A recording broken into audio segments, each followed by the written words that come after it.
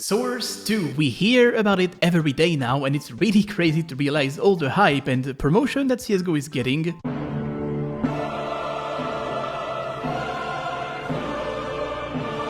Even though they literally did nothing for it. Let me remind you so far that the only sources we have aren't official sources. It's all based on leaks and stuff and rumors, but officially, Valve never said a single word about that. They tweet a few GIFs every now and then because yeah, we say GIF, not GIF, and yet here we are. At the moment, it seems that most likely, Source 2 will be on a beta branch for CSGO. That means when you launch CSGO, you will have an option to put the Source 2 build. That build should be in beta for a bit, as the devs will push fixes and updates and stuff for probably a month. So all I'm saying is maybe don't get your hopes too high for the day it goes live, because this will just be the beginning of a long road of updates and fixes. In my opinion, Source 2 is about cleaning the code of CSGO to make it easier to work with. Because at the moment, after years of update, CSGO has become what we call a spaghetti code. Pull something on one side and you're gonna break something on the other side. It has become hard to manipulate. That would also mean Source 2 might come out with cool features we haven't dreamed of yet. So I figured I will put out my wishlist for Source 2, and if Santa is listening, well, who knows. This video is brought to you by Skinsmonkey. It's a trading site for CSGO skins, and it doesn't get any more transparent than that. I put this here, it is worth that, so I can spend that much, trade, and done. It's a good way to trade your skins and play with something fresh every now and then. Skinsmonkey also offers you to buy skins for cheap with a 30% deposit bonus, and if you use my link down below or put the code JEFF, you get an extra 5%. And with the first trade bonus, the more you trade, the more cashback you get. Have a look at the freebies tab if you want to take part in giveaways and tasks, and don't forget to use my link, which I'm sure you already know where to find. Right? Are you ready? This is the big one, the money shot. The matchmaking system needs a full rework, and I should know what I'm talking about, considering I've played just a little bit of matchmaking. We're getting close to roughly 10,000 matchmaking played on my account, so I've had my fair share of encounters with the animals you can find in matchmaking. I want to see a system like Valorant has. It's transparent, very pleasant to grind, and you can see the points going up. There's just no need for the current opaque system that the CSGO ranking has. But be prepared. If this change happens in CSGO, you can expect matchmaking to become a place where people will try hard, and when they do, they get a lot more toxic. At the moment, Faceit wears that role. You play matchmaking, quote, for fun, and you play Faceit, quote, to lose your mental health. Jungle, jungle, jungle, don't fucking die! Now if that changes, you might no longer find a place where you can play that is supposed to be a little bit more chill. The Faceit mentality is going to be everywhere. Another point I talked about in the previous video is about the anti-cheat.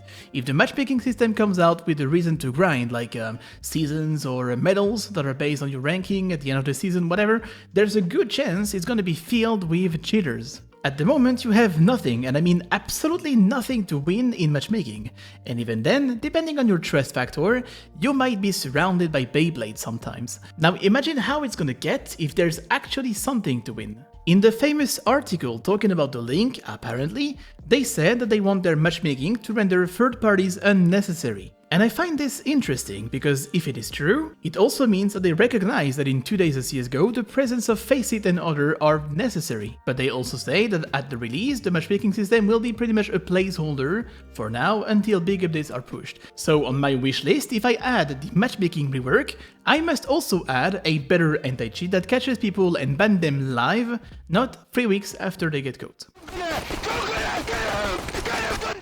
The UI of CSGO could use some rework. I wouldn't say it's a priority, but I reckon it could use some facelift. What I would like to see is a reworked server browser. That thing is pretty much the same as it was when our dads were playing CS, and I wouldn't say that's a great feature. With CSGO, it has fallen into oblivion. Community servers offer a variety of experience. You've got Surf, Zombies, KZ, Deathmatch, and it caters the needs of the weebs and such, so I would say it's a good thing. It's a big sandbox, and sadly the browser is hidden behind too many clicks to attract the curious ones. The ones who will actually go there won't do much of it because it looks like ass. I'm also gonna mention an improved demo viewer. If we look out there, some companies have developed pretty amazing tools with demos, and I hope Valve take an interest there. Lonely, I'm Mr. Lonely. One thing Faceit has done recently that is a very good tool is the cleanse system. And CSGO tried something similar with the looking to play tab. This is supposed to list players that are near you so you can invite them to play, and I think they need to keep that idea, but improve it and make it much better. I would like to see a collapse button where, for example, you pick the French flag and the rank, and then you are listed as looking to play amongst those ranks, and the ones that are near you or that have picked the same flag or are around the same rank can invite you to the lobby or they can join your lobby.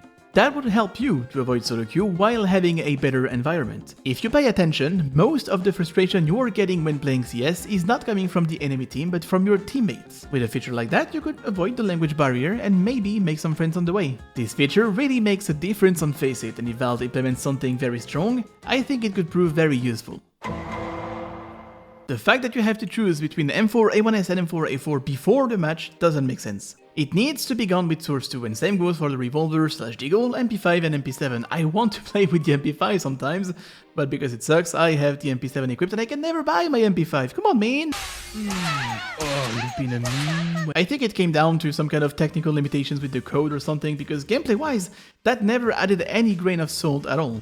Especially now we have reached one of the best balance we've had between M4A1S and M4A4, there's no point in that system anymore, so Valve, please fix. I would like to see a map rotation, maybe tied to the current season of the matchmaking, and every X another map rotates in, one goes out. It doesn't have to be a new one, but it needs to be gone for a bit to make it feel fresh when it comes back in the map pool. And for this to work, we have to force people out of their comfort zone. I think we need to no longer allow you to select one map and only one map when you queue in ranked matchmaking. If you want one map specifically, you will still have access to unranked, but in ranked matchmaking, I would like to see a system where you are forced to pick at least 3 or 4 maps before queuing. That way you can still dodge a few maps that you don't like, but that you can't stay on the same one forever. This is gonna take some tweaking, but nonetheless I think it would be better for matchmaking than what we have right now. You guys are missing out on CSGO by playing Dust 2 and Inferno only. You are missing the Counter-Strike experience where each map plays differently and you have to adapt. Now look, it's going to happen. You will have toxic teammates eventually, regardless of the game you're playing. It's not only happening on CSGO, and I think the way Valve handles them right now is not the right way. In the best case scenario right now, a player getting too many reports will be default muted. Funny enough, when I solo queue Faceit, I have at least 2 of them in my team every time. The thing is, you have to unmute them anyway. Otherwise, they're gonna be missing on their communication and potential information, so effectively, the mute is useless. I think the sanction Valve is giving them is not good enough, and it needs to be a lot harder. To begin with, a player that is default muted is a player that shouldn't be able to play competitive. I believe Valve needs to triple down on this idea. If you're toxic and you're getting reported and their AI picks up that you're using some bad words, you need to get banned from the queue. Not just default muted, you shouldn't be able to play. And the length of the ban needs to increase up to a month if necessary. And also with that, I would like to see an option to forgive after a team kill in matchmaking. Sometimes it just happens by accident, and since you're getting banned after 3 team kills, make it that your teammates can forgive you and reset the counter back to 3. Because sometimes I find myself afraid to throw any kind of util because of the accidents that happened earlier in the game, and I had no bad intention, you know, sometimes it just happens. Every item in the game has skins, even the gloves, you can even put patches on your item that you can even see yourself, please, I beg you, Valve. Lastly, I will answer a few stuff I've seen regarding your wishlists for Source 2.